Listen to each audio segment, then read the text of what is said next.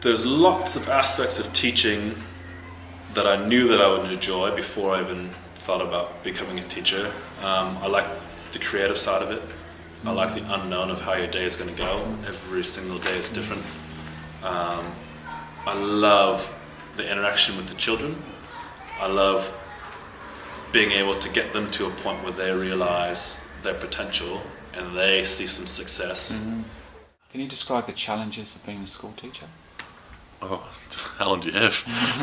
It's just the questions that constantly come up and how everything they need is important, and they're just taking bits and pieces of you, and sometimes you feel like everyone's taking everything and you're not getting anything back.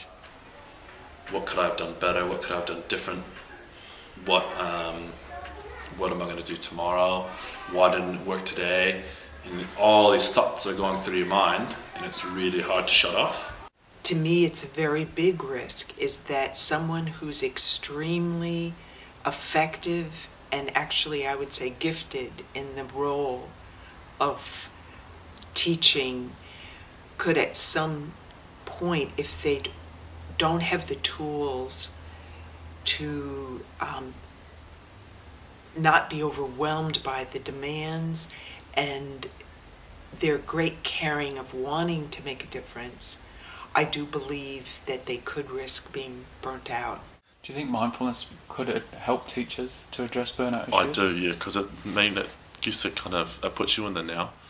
So having mindfulness to bring yourself to the now and think about, all right, I'm teaching this is what I'm doing, and then go from there. It's calmed me right down. I'm the sort of person who's quite active and gets distracted myself. But more than once, many times actually in the last 7 or 8 weeks, I've just managed to focus myself, my thoughts and emotions better. More patience, just being more objective with children rather than emotion come out quicker, whether it be anger or what, or frustration or impatience. I've been able to sort of bring myself back a little bit more and be calmer, be more focused, more peaceful. Even as simple as taking my 10 breaths before I start school. I'll just be sitting there in my chair, I'll just sit there, take my 10 breaths, and then I'm into the day. And it just gives me that bit where I've acknowledged that I'm here, what I'm doing, and what I've got to do now. Mindfulness has given me the ability to feel the direction that my body is going, and within that to pause, and then actually choose which way I want to go. I actually really liked it. I didn't think it would be something I'd do, quite an active person, so sitting there and having to focus on my breathing and take time, I've actually really enjoyed it. Most of the time in my role here at school, the problems arise around kids who find it hard to deal with conflict, anger and negative emotions. And what tools have we actually given kids in the past to deal with that? We haven't really taught them how. We've said, it's okay to be angry, but we haven't really said, what can you do? And we do lots of things, lots of cool things. We balance it with some fun and some games, but really coming back to the same thing. Mindfulness in sitting, mindfulness when standing, mindfulness walking, eating food mindfully, being present for the flavours, recognising the changing nature of everything, that emotions come and they go.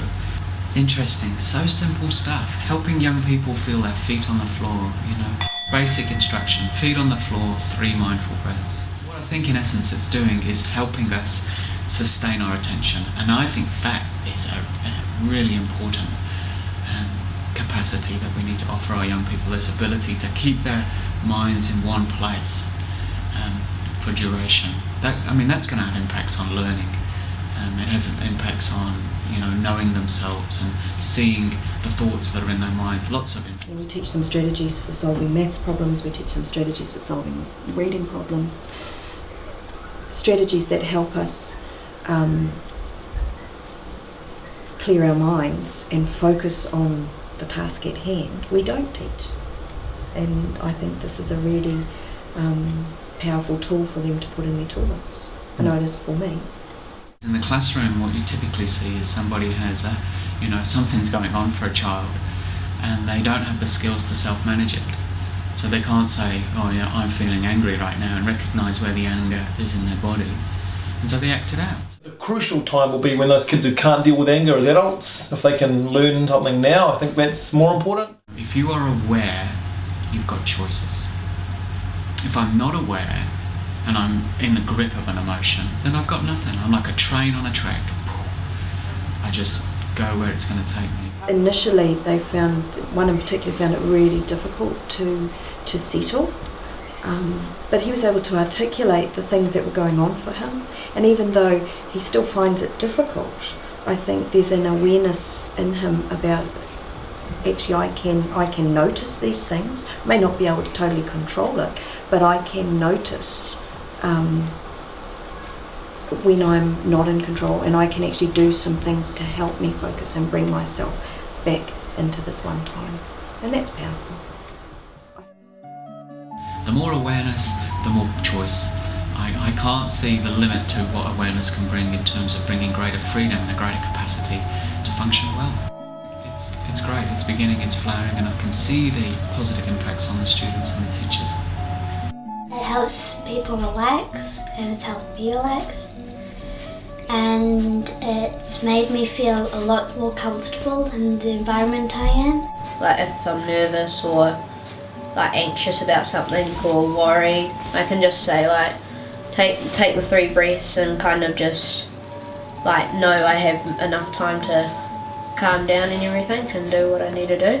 I think it's going to help our class because we're pretty noisy, and I think if we did it, carried on, we'd be a lot more calm class. There's definitely been a change in the way I talk to the kids and the way I manage the kids. I think if we all tried to do mindfulness, it would help the world a lot.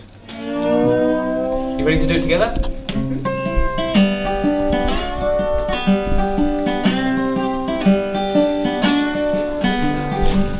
Slow down, you move too fast.